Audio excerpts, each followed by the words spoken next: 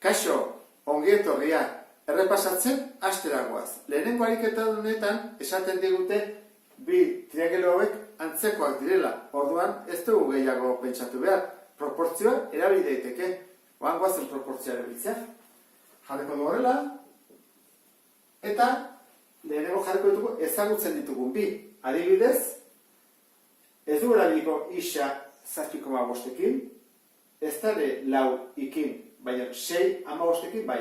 Horrengo dut haundia, zati txikia, baina alde korrespondenteak. 15 zati 6. Orain, 15 zati 6 egin ondoren, erabidezakegu i zati lau, edo 7,5 zati 6 egingo dut, i zati lau. Orain, bai atea ezaketela, iren balioa.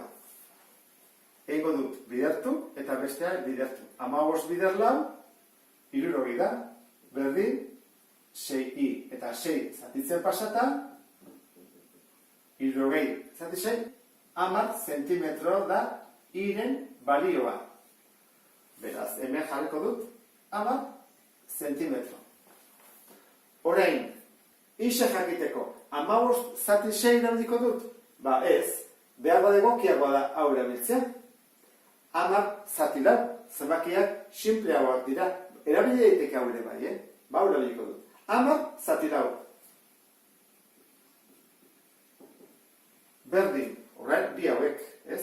Ezkerrekoa, 7,5 zati isa. Gogoratu, beti alde korrespondenteak jarri behar dira. Ez ditugu nahastu behar aldeak. Orduan egingo dugu.